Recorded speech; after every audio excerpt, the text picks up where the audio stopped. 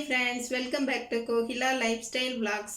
Friends, இன்றைக்கி இட்லி பொடி எப்படி செய்யலாங்கிறத நம்ம பார்க்கலாம். அதற்கு தேவையான என்ன பொருட்கள் என்பதை நம்ம இப்போ பார்ப்போம். கருப்பு உளுந்து 250 கிராம் நான் எடுத்திருக்கேன்.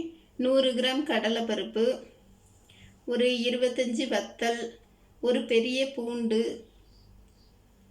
கருவேப்பிலை, காயப்பொடி, உப்பு.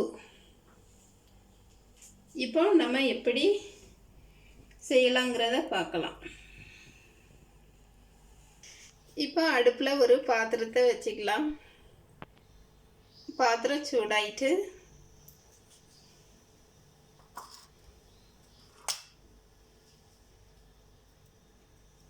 இப்போ இந்த உளுந்தை இதில் தட்டிக்கலாம்.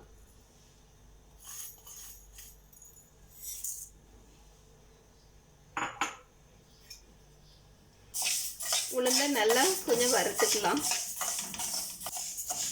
உளுந்தை நல்லா வறுக்கணும்.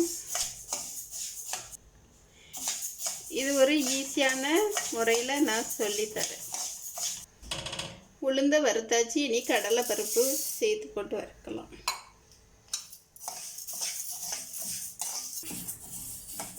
கடலை பருப்பை வறுத்தாச்சு. ரொம்பவும் கரியக்கூடாது. இனி வத்தல் சேர்த்துக்கலாம்.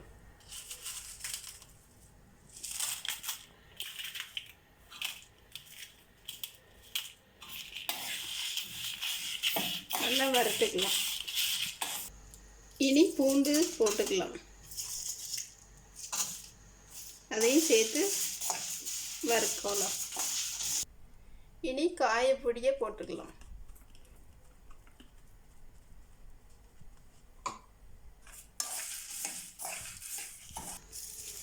இப்போ கருவேப்பிலையே போட்டுக்கலாம். கருவேப்பிலை கொஞ்சம் நிறைய போட்டுக்கோங்க, அப்போ தான் நல்ல மணமாக இருக்கும். இப்போ நல்லா கிண்டி விட்டுட்டு இனி தேவையான அளவு உப்பு சேர்த்துக்கலாம்.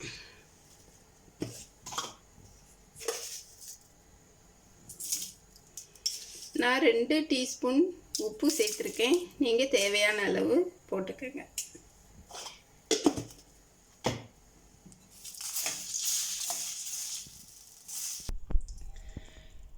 இப்போ இதை கொஞ்ச நேரம் ஆற வச்சுட்டு மிக்சியில் நம்ம திரித்து எடுத்துக்கலாம்.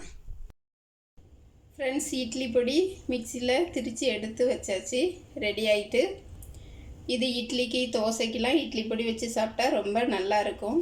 ரொம்ப டேஸ்ட்டாகவும் இருக்கும். நீங்களும் உங்கள் வீட்டில் செய்து பாருங்கள்.